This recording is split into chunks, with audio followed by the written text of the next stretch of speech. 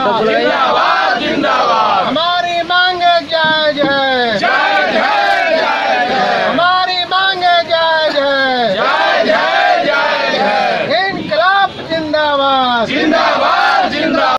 अपना परिचय दीजिए। मेरा नाम कुमारी अलका है, मैं महासचिव हूँ राष्ट्रीय महिला शिक्षक मोर्चा NFWT बिहार।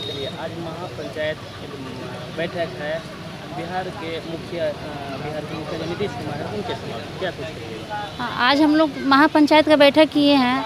तो एक्चुअली हुआ क्या है कि हम लोग बहुत सालों से अपने मांगों को लेकर सरकार के समक्ष धरना प्रदर्शन करते हैं, जिला स्तरीय, प्रखंड स्तरीय, राज्य स्तरीय, लेकिन कोई नतीजा नहीं निकला, कोई सकारात्मक पहलू सरकार के द्वारा नहीं किया गया।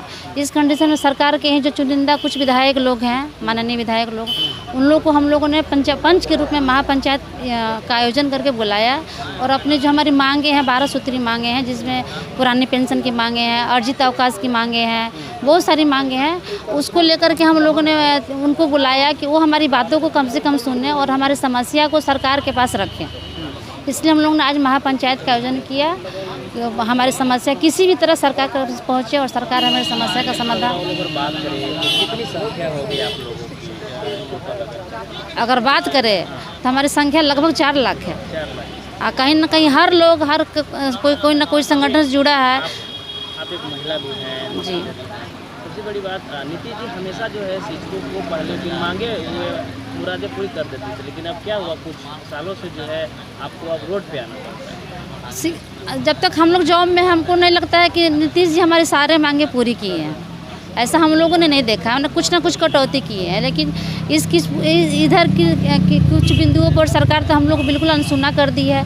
अब सरकार की मंशा क्या हमें भी समझ में नहीं आ रहा। जो आपको कटौती हुई है लगी? अब बिल्कुल हुई है। हमारी अभी तक पुरानी पेंशन योजना नहीं मिली है।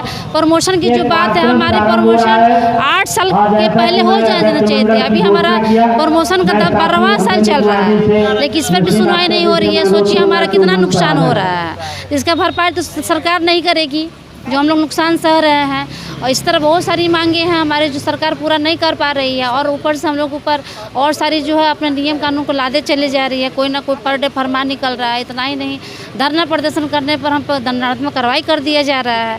तो ये शोषण हम लोग पर सरकार लगातार किए जा रही है। कहीं ना कहीं सरकार की मंशा हमारे प्रति अच्छी नहीं है, शिक्षा व्यवस्था के प्रति बिल्कुल बेकार है।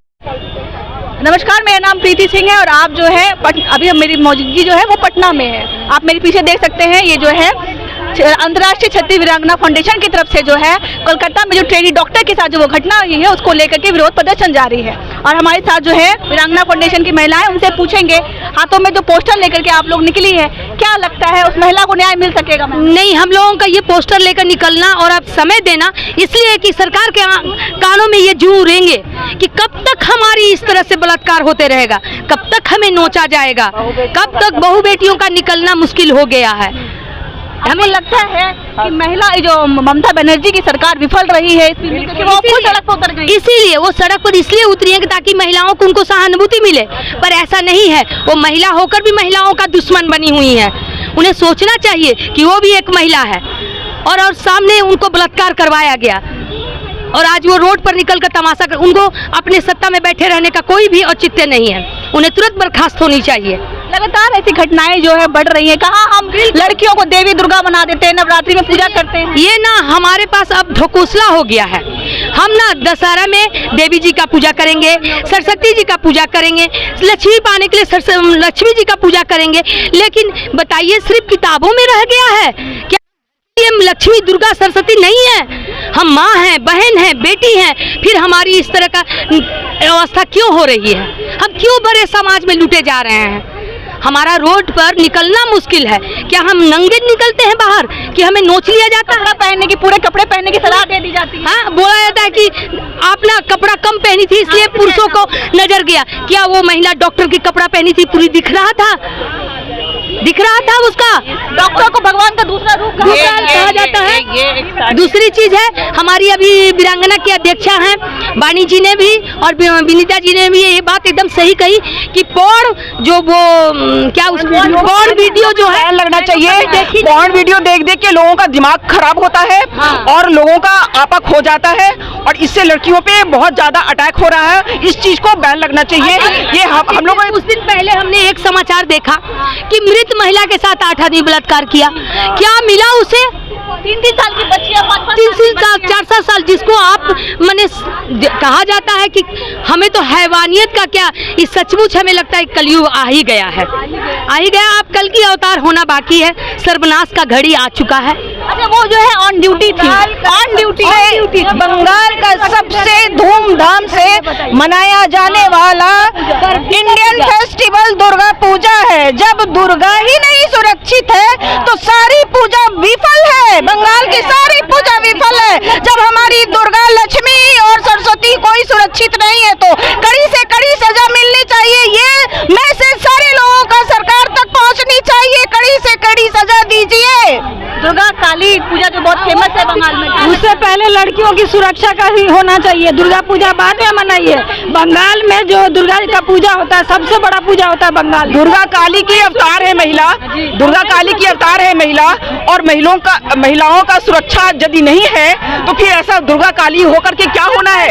पूजा करने से कुछ नहीं होता है। आप यदि महिलाओं की सुरक्षा रखते हैं तो अपने आप काली और दुर्गा का पूजा स्वीकार हो जाता है। बेटी बचाओ बेटी पढ़ाओ। सरकार पे आरोप लगा है कि वो अपराधियों का संरक्षण कर रही है, बचा रही है। बिल्कुल ममता बनर्जी पहले से ही कर रही है। बिल्कुल आपने सही कहा, जैसे नहीं पहले से ही कर रही है, पहले से ही कहीं न कहीं से गुनहगारों को संरक्षण मिल रही है, तभी इस तरह का अंजाम दे रहे हैं, लगातार अंजाम दे रहे हैं। आज जो भी घर में घुसकर बच्चियों के साथ बलात्कार होता है वो पकड़ा नहीं जाता, उसका इंसाफ नहीं होता। क्यों? क्योंकि उनको संरक्षण प्राप्त होता है, उन लोगों को संरक्षण मिलता है। और नेता लोग जो हैं उस निर्भया से लेके इस निर्भया तक हम क्या सीखे? कोई यही सीखे कि हमारी अब कोई अस्तित्व नहीं है। हम इसी तरह बाजार में लूटते रहेंगे और लोग तमाशा बनकर देखते रहेंगे। नेता लोग अपने कुर्सी बचाने के लिए अभिनेता जो भी हो उससे हमें मतलब नहीं। हमने यही देखा कि आप ढकोसला से दुर्गा जी का पूजा कर रहे हैं, लक्ष्मी जी का पूजा कर, सरस्वती का पूजा कर रहे हैं, पर अपने घर की, अपने देश की बेटियों का आप इज्जत नहीं करते हैं। सही बात है।